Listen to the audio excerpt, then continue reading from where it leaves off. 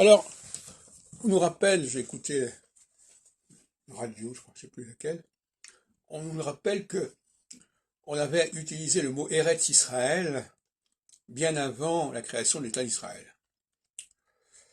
Et que par conséquent, le choix de ce nom-là n'est pas si problématique que ça. Sauf que, premièrement, c'était une façon de vouloir garder, si on admet que le mot Israël désigne les Juifs, ce qui est un autre problème, parce qu'en fin de compte, est-ce qu'on sait que ça désigne les Juifs? Jusqu'à un certain point, oui, mais il y a quand même une confusion entre la géographie et l'histoire. La Palestine, c'est un terme géographique qui a été récupéré par un groupe. Et Eretz Israël, c'est un élément géographique qui a été assimilé à un groupe. Bon, peut-être.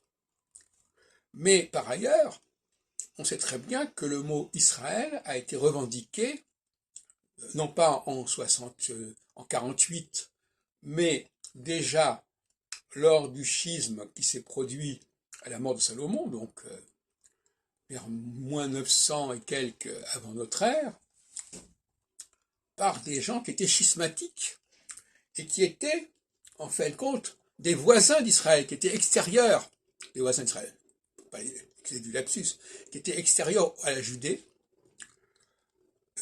Judée d'ailleurs qui va prendre le nom de Palestine avec les Romains, et non pas d'Israël, le nom Palestine étant à lui-même à nouveau utilisé par ailleurs, comme on sait.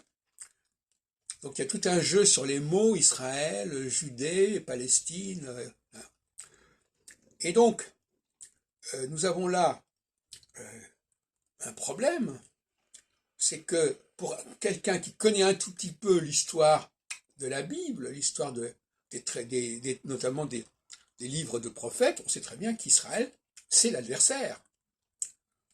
Et d'ailleurs, le messianisme, c'est l'idée que Israël, c'est-à-dire que le royaume d'Israël, les gens qui sont ressortissants, les descendants du royaume d'Israël, vont pouvoir rejoindre les Judéens. Ce qu'on retrouve d'ailleurs dans l'Épître aux Éphésiens. Le Messie, c'est celui qui va rapprocher, qui va permettre aux gens qui sont extérieurs à la Judée et au judaïsme d'en faire partie.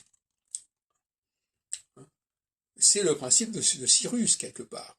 Cyrus, j'en ai parlé à plusieurs reprises, enfin, Cyrus dans le Deutéro-Isaïe au chapitre 45, est celui qui est appelé Messie et qui va ramener les Israélites à Jérusalem.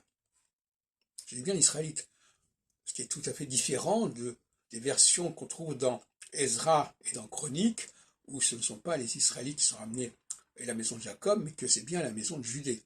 Donc là, il y a déjà aussi une confusion, et quand on aborde la Bible sans aucun esprit critique, on va dans n'importe quoi.